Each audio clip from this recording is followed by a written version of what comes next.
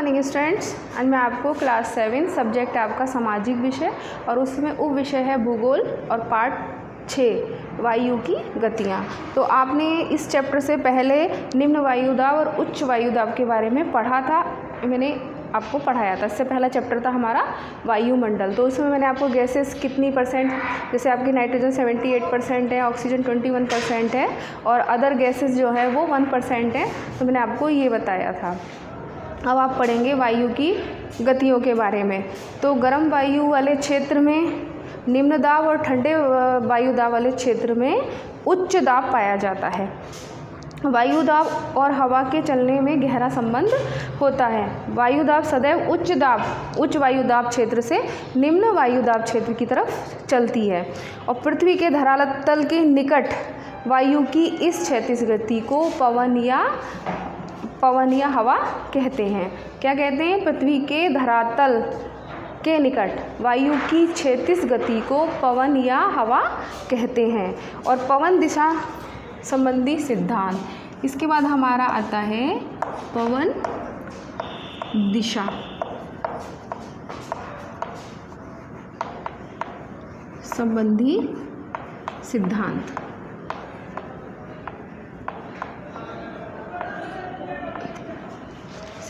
तो ये क्या होता है? धरातल पर चलने वाली पवनों, मतलब धरातल पर जो हवा चलती है उनकी दिशा जो होती है वायुदाब में अंतर और पृथ्वी के घूर्णन गति पर निर्धारित होती हैं। जो पृथ्वी की घूर्णन गति होती है और जो पवन चलती हैं उनके वायुदाब के अंतर पर निर्धारित होती है। और पृथ्वी की जो धुरी होती है, पृथ्वी के अपनी धुरी पर पश्चिम से पूर्व में घूमने के कारण ही पवनों की दिशा में विक्षेप या फिर मुड़ना होता है।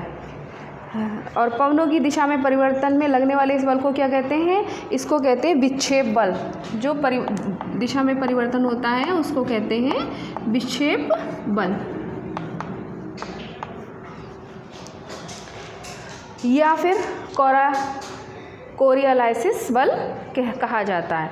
और वायु के अपनी मार्ग से विचलित होने की प्रक्रिया को विक्षेपण कहते हैं। और इस विक्षेपण बल के कारण उत्तरी गोलार्ध में सभी पवनें अपनी दिशा से दाहिनी और तथा दक्षिणी गोलार्ध से बाईं ओर, मतलब पश्चिम की ओर मुड़ जाती हैं। इसी आधार पर फेरल नामक विद्वान ने पवन की दिशा संबंधी अपने मत को प्रतिपादन किया है। इसके बाद आता है पवन के प्रकार।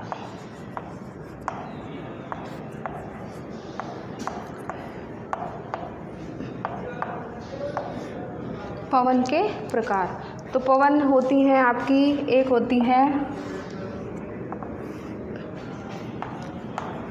स्थायी,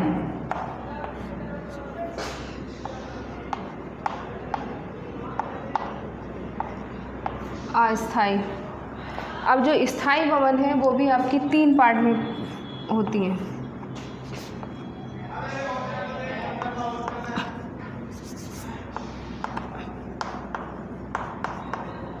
व्यापारिक, पछुआ और ध्रुवीय। और आपकी जो अस्थायी पवन होती है वो भी आपकी 3 पार्ट में होती है।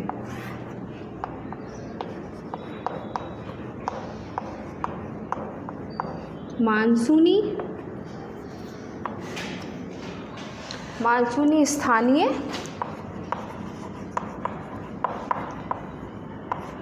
और समीर।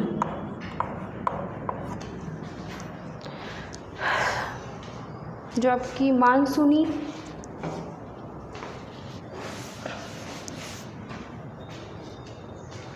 ये मानसूनी पवन भी जो होती है आपकी, ये भी 2 प्रकार की होती है। एक होती है ग्रीष्म और एक होती है आपकी शीतकालीन।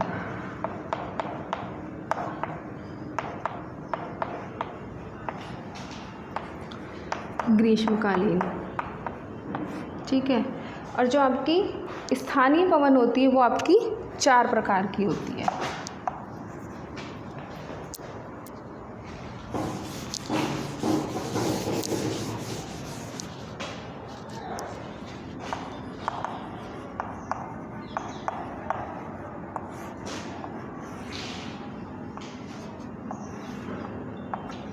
ये भी 4 प्रकार की होती है। चिनकू,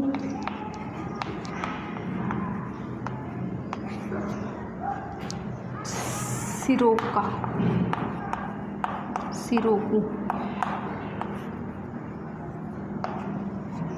लू, बोरा और लू।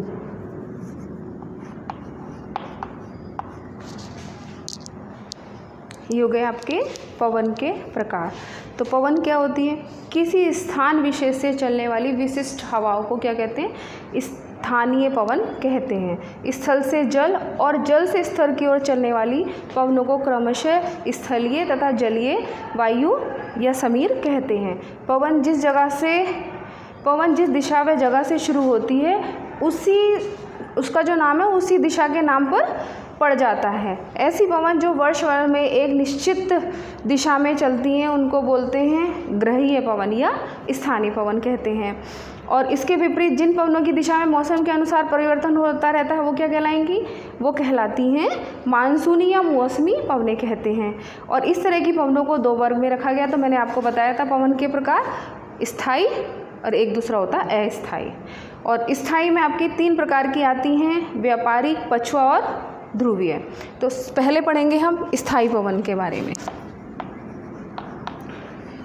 स्थायी पवन के बारे में तो स्थायी पवन में पहले आती है आपकी व्यापारिक।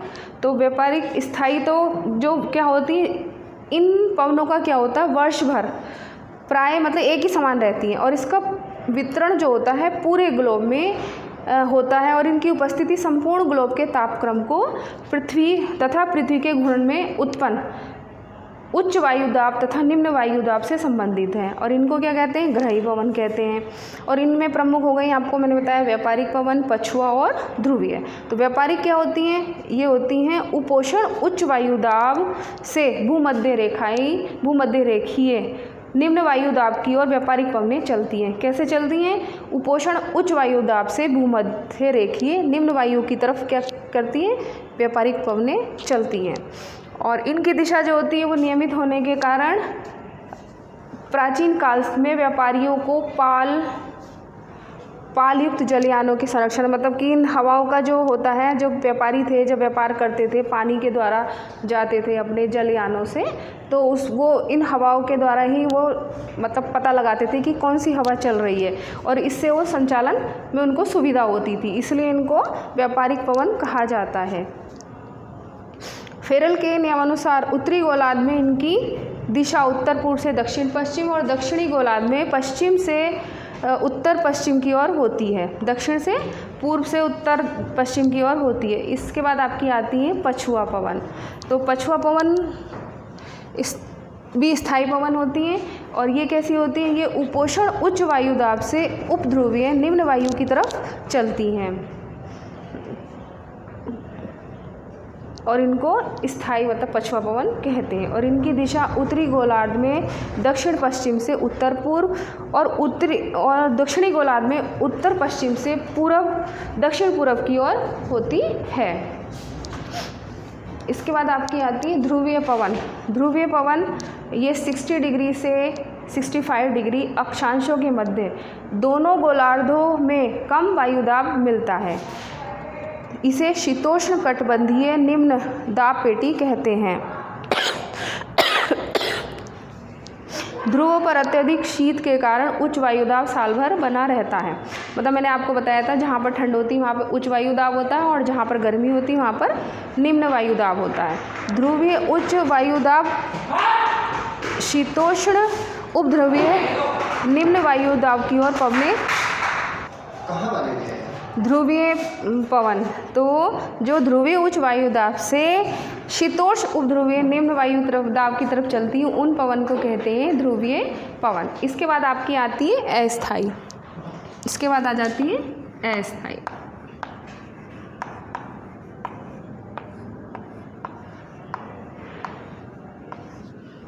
अस्थायी पवन में कौन सी आती है? ये मानसून पवनें। तो मानसून शब्द से ही आपको पता चल रहा है कि मानसून क्या होती हैं, जहाँ पर पवन के लिए किया जाता है। किसके लिए प्रयोग किया जाता है? पवन के लिए, मानसून शब्द। और जिस दिशा में वर्ष में 2 बार परिवर्तन होता है तो वो क्या कहलाती है? मानसून पवनें कहलाती हैं। और ये पवनें ऋतु परिवर्तन के अनुसार परिवर्तित होती हैं, अपनी दिशा बदल लेती हैं। एशिया महाद्वीप में ग्रीष्म ऋतु और शीत ऋतु के तापमानों में भारी विषमता पाई जाती है, मतलब दोनों में अंतर होता है। तापमान की इस विषमता के कारण वायुदाब में भी परिवर्तन हो जाता है। इसलिए शीत ऋतु में पवनें स्थल से समीरों की, सागरों की ओर तथा ग्रीष्म ऋतु में सागरों से स्थल की ओर चलती हैं। और सागरों से आने वाली पवनें आर्द्रता से भरी होती हैं, इसलिए उनकी वजह से क्या होता है? आर्द्रता होने के कारण वर्षा अधिक होती है। और ये कब होती है? ये ग्रीष्मकालीन ऋतु में होती है। और जो पवनें जल की ओर चलती हैं तो वो शीतकालीन हवाएं होती हैं, उसकी वजह से क्या होती है? इसीलिए शीत ऋतु में जो वर्षा होती है वो कम होती है। स्थलीय तथा सागरीय समीर। स्थलीय सागरीय समीर मुख्य रूप से क्या होते हैं? छोटे रूप में मानसून पवन की भांति होती है। इनकी दिशा में 24 घंटे के अंदर 2 बार परिवर्तन होता है। सागरीय समीर दिन में सागर से स्थल की ओर और स्थल रात के समय स्थल से सागर की ओर चला करती हैं। तो ये इन सागरीय समीर के चलने का एकमात्र कारण स्थल तथा जल का गर्म तथा ठंडा होने के में परस्पर विरोधी, मतलब एक दूसरे के विपरीत होते हैं, इसलिए ये सागर से स्थल की ओर और स्थल से सागर की ओर चलती हैं। और दिन के समय तो क्या होता है? जो स्थल है हमारा गर्म होता है, तो इसलिए जो जल्दी गर्म हो जाती हैं तो वो हवा क्या होती है? स्थल से ऊपर की ओर उठने लगती हैं और इससे स्थल के निम्न वायुदाब क्षेत्र बन जाता है और इसीलिए इनको क्या कहते हैं? सागरीय समीर कहते हैं। इसके बाद आपकी आती है स्थानीय। तो स्थानीय का मतलब आपको पता है कोई भी एक निश्चित स्थान, तो इसीलिए स्थानीय पवन कहा जाता है उन्हें। किसी स्थान विशेष पर चलने वाली प्रचलित पवनों के विपरीत प्रभाव में चलने वाली विशेष प्रकार की पवन को क्या कहेंगे? स्थानीय पवन कहते हैं। और इनका संबंध स्थान विशेष की धरातीय बनावट से होता है और इनमें ऐसे गुण होते हैं इनको प्रचलित पवन से शीघ्र अलग कर लिया जाता है। ये पवनें कैसी होती है? गर्म होती हैं, ठंडी होती हैं, धूल भरी होती हैं, बर्फ़ वाली होती हैं, रेत वाली होती हैं और भी कई प्रकार की होती हैं। और भारत में इन स्थानीय पवनों को क्या कहते हैं? लू कहते हैं। और यह भारत के उत्तरी मैदान में मई से जून के महीने तक चलती हैं। तो आपको भी पता है कि जब गर्मी बहुत ज़्यादा होती है तो गर्म हवा चलती है, तो हम उनको क्या कहते हैं? कि लू चल रही है। विश्व में कुछ स्थानीय पवनें हैं, जैसे चिन्कू अमेरिका में है, सिरोको इटली में, हरमन चट्टान सहारा मरुस्थल, बोरा एडियाटिक सागर। और इसके बाद आपका आता है चक्रवात साइक्लोन। तो चक्रवात तो आपको पता है कि वो कैसे उठता है? चक्रवात उसको बवंडर भी कहते हैं। देखा होगा आपने, हवा के सतत ऐसे गोल बनता चला जाता है। तो आप गर्मी के मौसम में देखते हैं, जैसे हम गर्मी के मौसम अक्सर तेज़ी से धूल भरी आंधी और बवंडर आता है। और ठीक मतलब इसी तरह जो बवंडर हम लोग बवंडर बोलते हैं और ऐसे ही चक्रवात, उसको क्या बोलते हैं? चक्रवात भी ऐसे ही होता है। और चक्रवात उन चक्करदार पवनों को कहते हैं जिनके मध्य में निम्न वायुदाब एवं किनारों की ओर उच्च वायुदाब होता है। मतलब उनके बीच में निम्न वायुदाब होता है और उसके बाहर की तरफ जो होता है वो उच्च वायुदाब होता है। और वायुमंडल में स्थानीय दशाओं के कारण उनको क्या कहा जाता है? उनको चक्रवात कहा जाता है। ये विभिन्न आकार के होते हैं। इनका आकार 80 किलोमीटर से 300 किलोमीटर तक होता है। चक्रवातों में पवनें बाहर से केंद्र की ओर चलती हैं और इन पवनों की दिशा उत्तरी गोलार्ध में घड़ी की सुइयों की विपरीत दिशा में तथा दक्षिणी गोलार्ध में घड़ी की सुइयों की दिशा में होती है। मतलब जो उत्तर में होती हैं तो ये ऐसे आती हैं और जब दक्षिण में होती हैं तो ये जब उत्तर में होती हैं तो ऐसे आती हैं और जब ये दक्षिण में होती हैं तो ये इस तरीके से चलती हैं।